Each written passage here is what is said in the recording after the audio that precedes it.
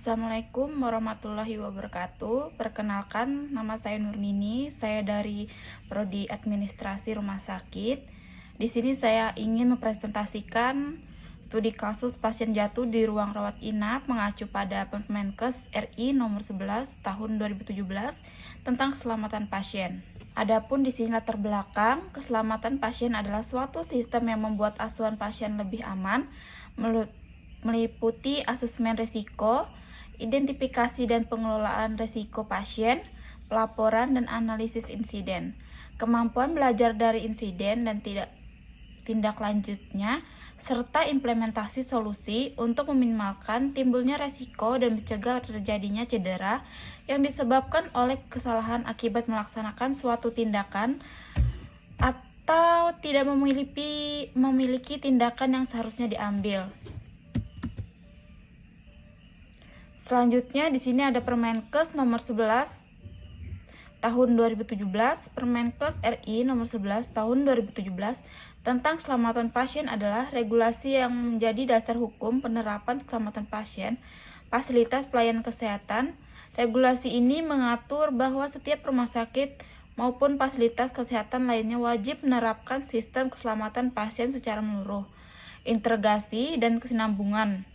Salah satu poin penting dari Permenkes itu adalah adanya 7 sasaran keselamatan pasien nasional yang harus dicapai oleh rumah sakit. Dari 7 sasaran tersebut, SKP 6 secara khusus menekankan pencegahan pasien jatuh, yaitu mengurangi risiko pasien cedera akibat jatuh melalui asesmen risiko sejak awal masuk hingga pasien pulang.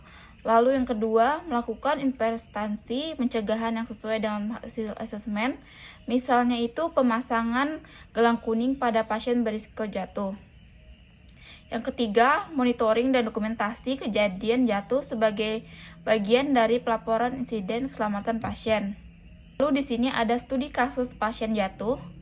Dalam situasi kasus ini, insiden jatuh dialami oleh seseorang pasien lansia yang sedang dirawat di ruang rawat inap.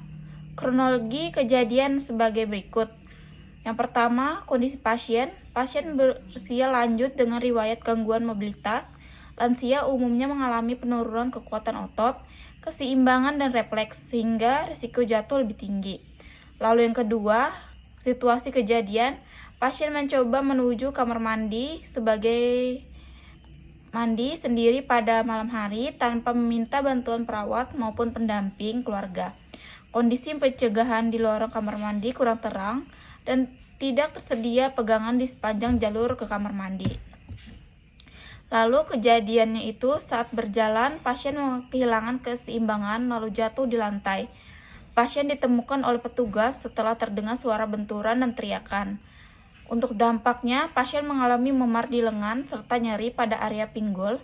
Meski cedera tergolong ringan, sedang pasien berisiko mengalami komplikasi lebih lanjut, misalnya itu fraktur panggul mengingat usia yang sudah lanjut.